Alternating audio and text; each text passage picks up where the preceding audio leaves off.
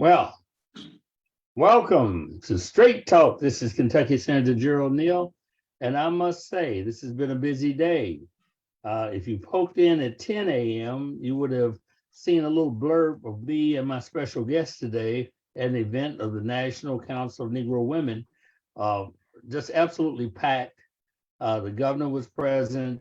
Our new mayor Greenberg was there, and then my special guest was there, and he upstaged me a little bit. I have to say that. I mean, this guy's funny. I mean, other than the serious work he does, he's funny. Anyway, let me just say that I am delighted to have this morning with us newly installed U.S. Congressman Morgan McGarvey. How are you, Morgan? Man, I am good. And look, we got to start off by congratulating you. You referred to yourself as Senator Neal, but we were colleagues. We've been friends for a long, long time. Colleagues in the state Senate the last decade. And man, I'm excited to be on here with you to congratulate you publicly on becoming the minority leader, the Democratic floor leader of the Kentucky State Senate, Gerald Neal. So it's Leader Gerald Neal. And doing an awesome job. So things are going well. Crazy in Washington, I'm sure we'll talk about. Crazy for you in Frankfurt, I know too. What's things like back home? Well, it's not quite crazy yet, but it portends to be crazy because it always is. Yeah. And in fact, I've been received, at least on the surface, cordially and enthusiastically, I might say, in many of the quarters, and it's been good to be received that way. But I know that there's some, although there's most of the things we probably agree on, I always emphasize that with people, because what you see is mostly is what we disagree on sometimes. We will get to that. So, but we'll get into a little of that. I'm excited to having you here. I'm telling you, U.S. Congressman Morgan McGarvey. In fact, he previously held the seat I'm holding now in the state Senate. Tell us how you feel about it. Oh, it's incredible. Look, I mean, I would be remiss if we didn't talk about that first week in Washington, D.C. I had somebody ask me, say, so is it everything you dreamed it would be? And I said, no, it is nothing like what I dreamed it would be. And that's because, I mean, think about this, put this in context. We go in there on Tuesday and it was thrilling. Be there in the United States Capitol. They give you a little pin.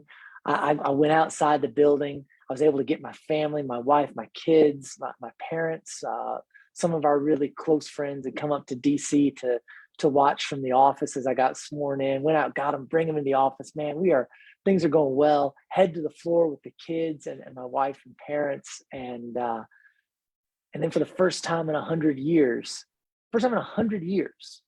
a speaker is not elected on the first ballot. Kevin McCarthy ran for speaker. He doesn't get it that day. He doesn't get it the next day. He doesn't get it the day after that. There's not even movement. I mean, we went 9 votes. He went 9 rounds. He lost 9 rounds. And when I say lost, he didn't even get the most votes. Keep in mind, they have the majority. Leader Hakeem Jeffries, the Democratic leader of the House of Representatives, got more votes for speaker than Kevin McCarthy. And some people are like, oh, is that just theater? No, not just theater. In fact, it's supposed to be fairly routine. And Gerald, you know this. I got one coming in here right now.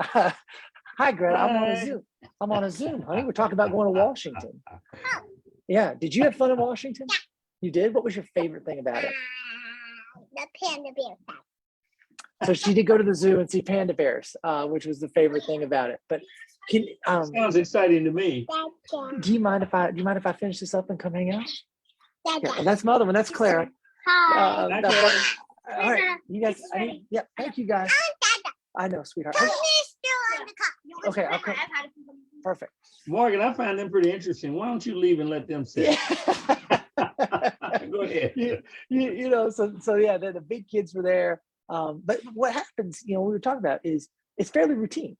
The majority party chooses the speaker. This is not a Democrat or Republican thing. This is how the government functions. The majority party chooses the speaker. The minority party always puts its preferred candidate up for leader. And I will say that's different than how we do it in the state legislature. In the state legislature, the president of the Senate is chosen by the body, and sort of everybody votes for who the president of the Senate is going to be as chosen by the majority. In Washington, they do a little bit, it's fine. And so for Hakeem to get more votes on the first, I think it was maybe even 11 or 12 rounds than the Republican, was embarrassing for them. And showed, I thought, a real sense of disorganization, chaos, confusion on their side of the aisle. Things finally started to move on Friday, and they said, all right, we're going to come back in at 10 o'clock Friday night. Came back in, the 4-year-old who you all just met, Greta, no way she could stay up that late. So we couldn't bring her in. The twins, one of whom also just walked in, said, we're going to power through. So we were there on the floor. There's a middle aisle that goes through the House of Representatives. If anybody's ever watched the State of the Union address, that's the aisle the president walks down to go in and out of the chamber when they come in. We were 3 seats from the center aisle there. And when McCarthy thought he had the votes and thought he'd worked out a deal with Matt Gaetz and that group, and it didn't happen, McCarthy comes down, he walks over, confronts Gaetz on the floor of the House. We're standing about 15, 20 feet away from it. The kids watching the whole thing. One of the most tense environments I've been in a legislative chamber.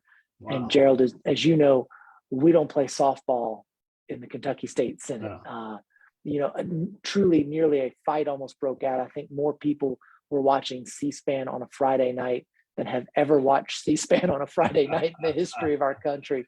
Well, they're boxing, That's it. I mean, they finally got it worked out. The twins were able to be there and to be sworn in. And I'll tell you, even though it was about 1:40 in the morning, to stand there on the floor of the United States House of Representatives, looking at the flag, looking at the speaker dais, to hold your hand up and to swear that oath was truly an awesome feeling.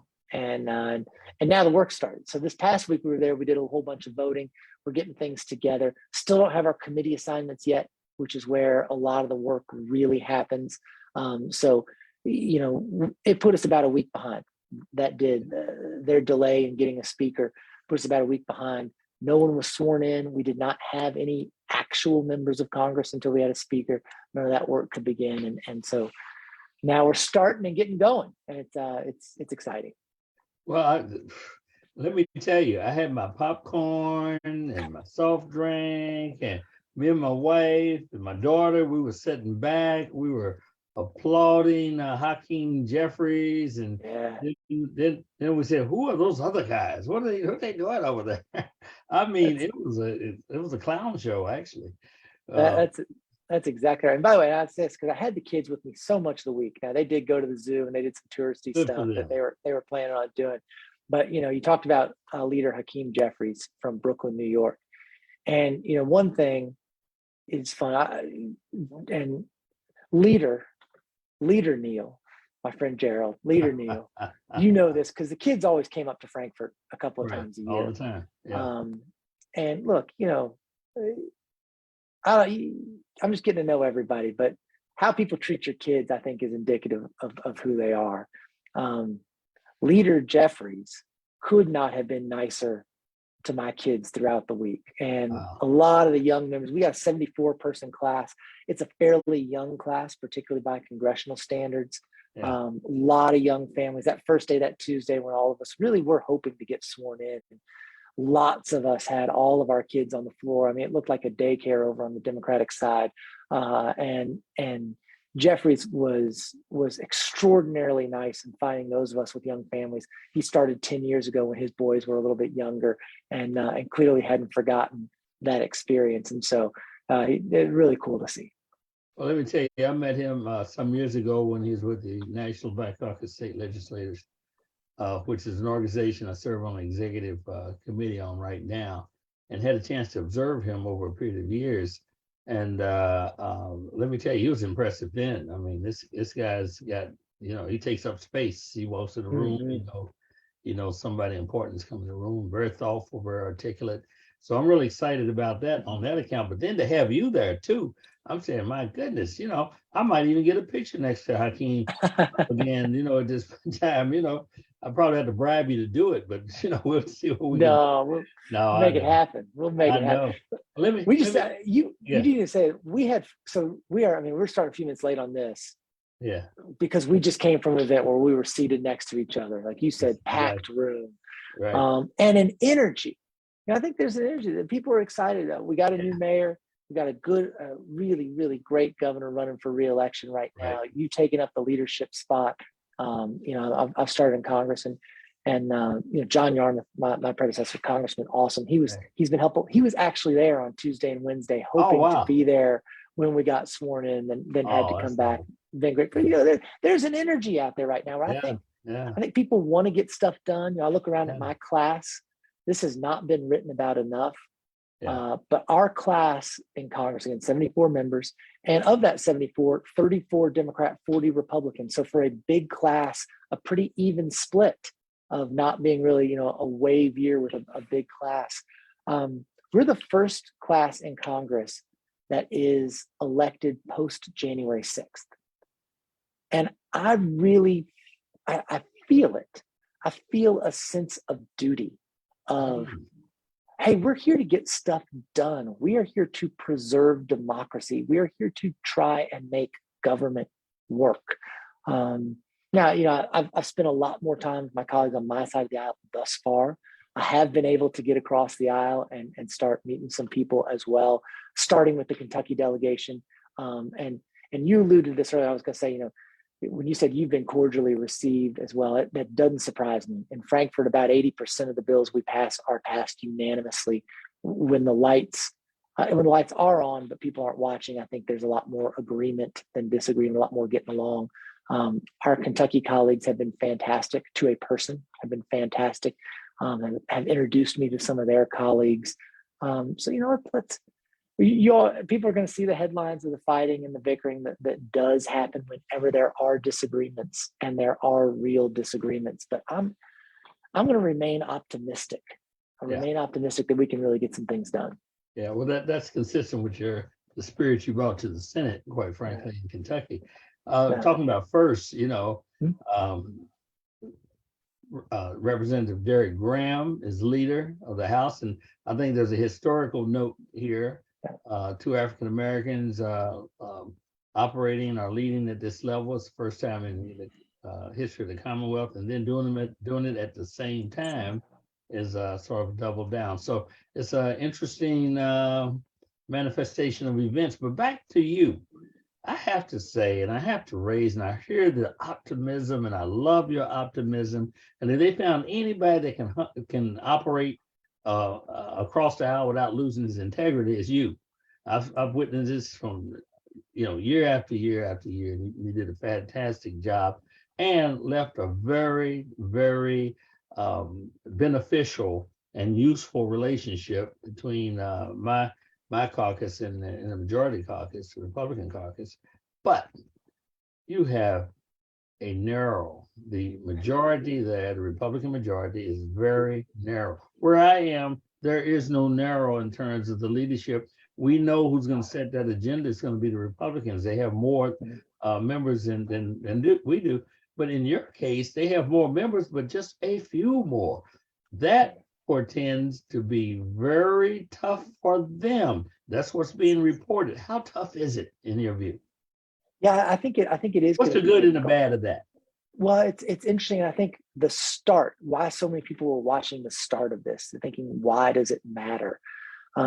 Keep in mind that after the 2020 elections, that Speaker Nancy Pelosi had the same margin in the House that now Speaker Kevin McCarthy has.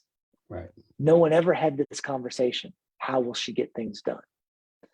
And then the last Congress, 117th Congress, we've all complained about the speed at which Washington moves. I've been one of those people to do it from time to time, but was really one of the most productive Congresses in decades, going back really a long time. Passed the CHIPS Act, incentivizing manufacturing here in this country, passed the infrastructure bill, passed one of the first gun reform measures in 30 years. I mean, really got a lot of stuff passed, budget things, a lot of projects which are going to be coming back to Louisville.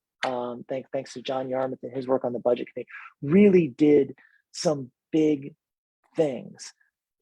So it's possible, right? So the one side of this is when you have that narrow majority and you can find common ground, you can do really big things. I hope that happens. The other side of this is if you have a narrow majority, like Speaker McCarthy does, and you have people on your own side who are really not wanting to play ball or wanting to do things in an off and more extreme direction, like we have seen, particularly from the more extreme wing of the Republican Party, it's going to be very, very difficult for them to keep any type of semblance of unity in that caucus, much less in the Congress, towards getting things done. So it's interesting to watch as we do these committee assignments. Let's see where people get placed.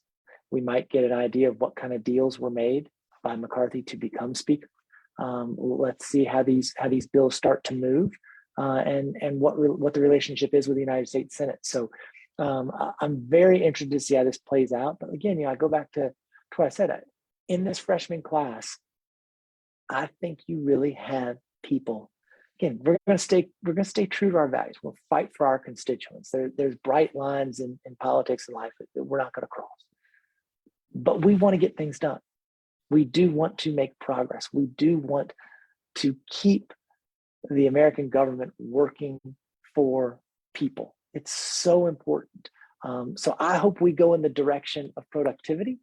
I hope we, instead of the direction of postponement, right, where we're not doing things, and you're seeing some of even the internal fighting, which I think is important to note. A lot of the conflict right now in Washington is the internal fighting within the Republican Party. Well, yeah, you truly, let me put it this way. I'm not a name caller. I try to That's get right. things done. I want to bring value back to my district. I want to bring value to the Commonwealth, but there's no other way I can characterize some of those people I'm looking at on the Republican side as kooky. I mean, just really strange people. Yeah. Who are very narrow in how they seem to be defining their role. And, they're saying that they're reflecting their constituency base, which makes me even more, wow, who would not want value to be brought back to their district? Right. Why would they just gum up the works?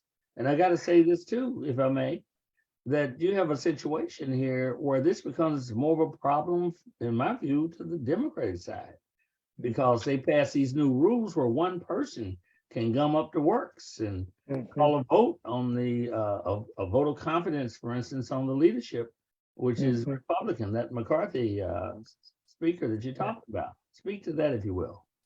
Yeah, I mean, if one person makes a call, what happens? Keep in mind, the Congress is not fully set yet. So there are 434 members instead of 435 members of Congress right now. That's because a member from Virginia passed away, Congressman McGarvey. I'm not going to prognosticate on Virginia congressional districts. I don't know. So I am repeating what sort of the pundits are saying about the race. But the pundits seem to feel that the Democrats will retain that seat, giving the Democrats another seat in the Congress. Let's also see what happens with Santos out of New York. If you get another Democratic seat, then what is the margin then? It's still 5 to flip, but it's 5, okay. Right? Because of the numbers of how that works. But then look at Santos. I mean, you've got a guy elected out of Long Island, New York, who basically everything in his platform is seemingly a lie, from where he went to school, from where he worked, to who he worked for, to what he was doing in other countries, to his faith, even seemingly not telling the truth about that. He's Jewish, isn't he? That's one of the best political quotes I've seen in a long time, right? When he said, "I meant to say not Jewish, Jewish." And he's Catholic, actually. It's Catholic, and his own party in his district has called on him to resign. That's sort of in that one, but keep going. I'm gonna come back to that. That's the thing about that. we haven't been there 2 weeks and they're calling on him to resign. So, that tells you about what's going on there. Things are not set. And, if there's a vote to recall a speaker that the Democrats agree with, and then 4, 5, 6 Republicans on the other side want to cross over, you end up with a new speaker. This is kind of, like you said, the rules are not meant for one member of the House to be able to stall the United States government. Except, what's that? Except what? if they stick together Mhm. on a vote that's part of the agreement that they made for McCarthy to get in, such as regarding debt ceiling and that sort of thing. Mhm. What does that do to the respective parties? For instance, if the House, where you are, puts something on the table that drives down or proposes drive down spending on something that's really strange, because folks understand the debt ceiling is associated with obligations that have already been made. So now they're going to use that to say, well, we're not going to approve that. We're not going to pay those, even though we made that commitment. But they're going to hold hostage that issue to force the Senate to say, no, we're not going to vote yes on what you're putting on the table. Then you got what? Describe that to me. Do you have a deadlock? How does that end? How can that end? Well, and again, part of this is we're in a little bit of uncharted territory, right? We have to see how all this goes forward. But we're here to govern. We are here to get things done, to allow government to work for the American people. And I think you're seeing some extremist views of people who are willing to shut the whole thing down. I mentioned bright lines in politics. There are some bright lines that we're not going to cross. We're not going to cross taking away people's Social Security and Medicare, which is one of the proposals we've seen floated from the other side, to make cuts to Social Security and Medicare. That's a non-starter with the Democratic caucus, as far as I know. So it's going to be interesting to see what they do, how the Senate plays into that. In other words, does the Senate take the lead on that and force the House's hand? It's going to be worth watching and seeing. And one of the things we're waiting on right now, too, again, the committee, so much of the work happens in committee, the ratios that are going to be on the committees, how many Democrats, how many Republicans, who gets put on there, how this legislation starts to flow, and how they're going to handle their caucus given these rules changes that McCarthy had to make in order to gain power to be Speaker. Well, let me continue. Scenario. So they put this bad stuff on the table, send it over to the Senate. Senate can't accept it. That's clear. But they don't care. They got a component there that doesn't care, because their thing is, so be it. Then you have another group of people over there that says, well, this is the only way we're going to get this issue dealt with, whatever that means. And then you have a bunch of people over there that are weak. The so-called moderates that they know that's not the right way to go, but they have committed themselves to this speaker. Do you see them? Who do you see cracking? The ones on the Senate side that's controlled by, or at least led by, Democrats, or someone within the House ranks where you are backing off of that?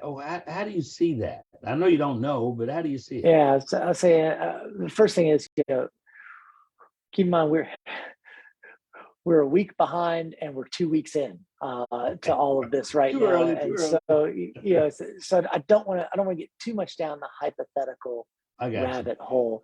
And when people say, well, what does that even mean? I'll tell you an example of what it means to be a freshman member of Congress. Number one, we weren't members of Congress until we were sworn in. So we'd even get a couple of constituent calls to the office where we weren't able to call certain agencies because the agencies are going, you're not a member of Congress yet. And I know this might sound weird to people. No one was a member of Congress. Right. From Hal Rogers, who's from Kentucky, the longest serving member in the House of Representatives. He is number 1 in seniority. He was not a member of Congress until he was sworn in. Nancy Pelosi was not a member of Congress until she was sworn in once that happened. We're making things work as a freshman. We were trying to move into our district office here. That was Congressman McGarvey's old office. They have found out that office has asbestos in it. We're in a temporary space right now. We're making things work. Okay. But I'll say this. That was Gerald. that was an unfair question. But I want to throw one answer out there. Okay. And that is my hope. Right, at this point, I remain optimistic.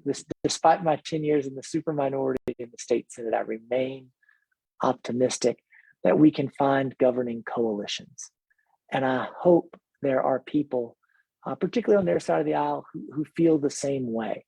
Yeah. Because if we can strike up an agreement, I do think the Democratic Congress is ready to govern, is ready to continue the work of the last Congress, so much of which was bipartisan. Again, the Democrats had the same type of margin of majority that the Republicans have now, really had bipartisan successes. If we can find the people, believe me, I'll be looking, that are willing to actually continue governing, then hopefully we can continue to that progress. I think that's what people want. It's what people expect. I agree. Back to Santos. Yeah. Santos, the guy, we're not sure it's his name, but it's Santos. So if Santos loses, the way it's being reported is that there's a likelihood that it will flip back to Democrats, because that's basically a Democratic district historically. Is that correct? It is. Historically, yes. Yeah. So that would change that margin to 4 if that's something like that happened, correct? Correct. So if he stays and plays out for 2 years, I would suggest, unless something strange happened, it'll flip back again to Democrats. Good chance. One would think good chance in a more Democratic district in a presidential year. Of course, I'll also throw in the wrench to that, Gerald, of I've got to believe that there's a Republican lining up to primary Santos if he actually does hold out. But yeah. And let me say this, and that is suggested by the fact that they called him to resign now. That's exactly right. Because they don't want to damage their stuff. They're looking at their future in that space, and he is an embarrassment for them. If they wrap their arms around him, then they go down with the ship, so to speak. That's right. He's going to go down at some point, and everybody knows that. And he's getting deeper and deeper, and then that's a complex discussion. But there's another thing that's a really strange development. It's not strange to me that the Republicans in the House or Republicans anywhere on the national scene would want to embarrass or use wedge issues such as attacking Joe Biden, his son, and all these stuff have nothing to do with governing. And other kinds of issues will take up time and space from doing just what I just said, governing. But I understand they want to use whatever they got to undermine the credibility of the opposition so that they can, in their view, hopefully achieve control. But I have to tell you, unless you know something I don't know, I just got to say, I was really surprised. I'm not surprised. Why am I saying I'm surprised? Our Comer, who comes out of Kentucky, on the oversight committee, being assigned to the oversight committee, and with gusto in adopting the language of,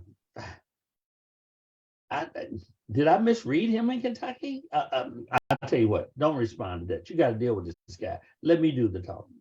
Let me just say, I'm very disappointed at the way I'm hearing him playing his role early on. It's very disappointing. I had a totally different view of him. I think I've misread him. I'm not going to suggest that you respond to that. You're early in this process. You still have to deal. Let's just say that Gerald Neal's over here concerned about someone who served in Congress from Kentucky, Republican, who just looks like a totally different player. I thought he was a common sense, level-headed kind of guy that was about getting the product value. That's where I saw him. I know he plays politics, who doesn't, but very disappointing. You don't have to respond. Well, I'll just say, like we It's been so long since we've done Zoom meetings. We now have people walking back in on them, Gerald. But we, I overlapped in Frankfurt when Congressman Comer was there as Secretary of Agriculture. I know you overlapped when he was in the legislature too. We always got along. Right. One thing I think you see similar between the United States Congress and the Kentucky General Assembly right now is, we started talking about what's on tap this session. And obviously what's on tap this session is it's all about the governor's race. And you're going to see a lot of bills that they are passing that are their messaging points that aren't really on the concerns of everyday people, that aren't really going to help most of us move forward. And they're doing it to send him to the governor's desk to make things difficult for his reelection. I think what you are seeing nationally right now, when these campaigns are taking so long, you're seeing the Republican Congress, the only chamber they control in Washington right now, begin the 2024 presidential race. It's unfortunate. We had a great and productive Congress last time, and we should have a good and productive Congress this time. Okay, that's enough, Goo. And that's what I think we should be focused on. Look, both parties are gonna play politics to some extent. You and I both know that happens, but there's also a lot of work that really does need to be done and continued that I hope this doesn't overshadow. Yeah, well, I agree with that totally. So I'm gonna leave that one right there. But I still see, and it's been reported, an inordinate amount of leverage by, I hate to use this word, some kooky looking people that are colleagues of yours. You don't have to use the same terms or the same words, but I think it's going to be problematic over the next 2 years, and perhaps beneficial to the Democrats ultimately, but because they'll show themselves for who and what they are. Yeah, that's I think that's right. When there is an extreme agenda coming out of part of the Republican Party, and I think it is not in line with our country and with where the majority of people are. So that's going to be shown. So, President Biden, and I've met him on several occasions. He's been pretty steady. He stumbles around a little bit, but not much. Looks like he's doing some pretty good policy pieces. However, it looks like he's stuck in a quagmire when you're dealing with the border. You have some circumstances where people who are pressed against the wall in some of these other countries, some persecuted in some of these other countries, notably Venezuela and some of the other countries south of the border, who pose a specific problem politically for Biden, even though he and the Democratic Party has been calling for legislation that would manage that situation in a way that's beneficial to the United States of America, but at the same time offers an opportunity for those who are genuinely persecuted or those that bring value to the country to have a pathway to citizenship. You see that having any legs over the next 2 years?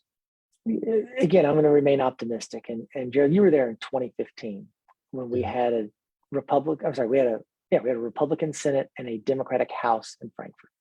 And the opioid crisis was really ravaging Kentucky as much as any other state, certainly maybe more than many. And you saw a need for us to do something. And with that divided government, we passed landmark legislation. We're the first state in the Southeast to have a statewide needle exchange program. We began programs such as family drug court, other things, really stressing treatment, recognizing we couldn't incarcerate our way out of the problem. Did it with Democrats and Republicans in a divided government. We're able to come and sit around those tables, listen, do what's so important, listening.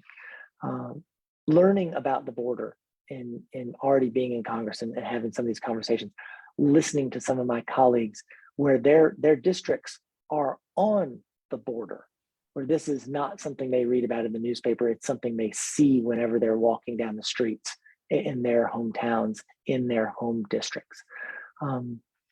It strikes me that, yes, this has been a failing of Congress for decades to have truly comprehensive immigration reform recognizing the humanity of our country, offering a broad pathway to citizenship, but understanding the need also to have secure borders. And so I think that this is where I'm going to be optimistic that we have a Democratic president, Democratic Senate, a Republican House, that we need to have comprehensive immigration reform that does, again, meet some of the things you and I have talked about, and the need for citizenship and need for us to be a leader in this regard. But can that happen if we have extremists who are really leading on the agenda and just trying to score political points instead of solve a problem? Let me switch over, because you don't know this. I'm gonna announce this to the Straight Talk listeners as well as yourself. Here are my assignments this time, and now follow this now: banking and insurance, All right. education, judiciary. These are standing committees, and guess what? What's that? Appropriation and revenue. And There we go. I'm back on appropriation and revenue. Arguably, the most important thing we do is associated, or one of them, is appropriation revenue. So I'm glad to be back. A lot of additional work, but I'm glad to be back on that. And then, of course, with the leader position, committees on committees, we decide where certain bills go in terms of committee consideration, and the rules committee as well. So I have to say, I wasn't real excited about moving into this position initially, but I've received the support and consensus of those who I work with. It's sort of one of those things you can't walk away from when that happens. But I have to say, I've gotten a little excited since I've stepped into this, and because you begin to see possibility, and you and I have spoken this before, how important this role is, the work that we do. But I have to say, this is a different ballgame. So I have to suggest to you this, my friend, who formerly held this position: you can't walk away from me that easy. Not gonna happen. When I text you, or you better respond. I'll be up there to talk to you about that, my friend. You know I'm going to, and I've enjoyed our continued talks, our continued effort to work together. Look, I think already we're seeing a great partnership between the federal and state delegation, and look forward to continue it. And I'll tell you, Gerald, you're not talking about doing this till 12:30. I am going to leave shortly. Because I've got the same thing. I was saying I am going to. I've got one more today, and then we're take a little time with the family this afternoon. Ladies and gentlemen, all these guys that work in Washington have always ended my interviews the same way. I believe they go to congressman school or something like that. Oh, my time is short and I have to go now. What I got? You and I stayed at the last one. We were the only two who stayed at the last one until we actually. I said, hey, we both got to go. We both have to do this thing at noon. So here's what I'm gonna do. From Kentucky State Senator Gerald Neal and my very special guest, Congressman Morgan McGarvey. We're going to say good evening. Thank you so much for joining us.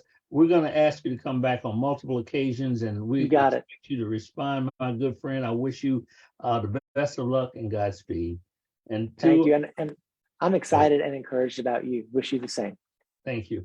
And to the Straight Talk audience, thank you so much. And as I always say before I leave, do the right thing. And God bless.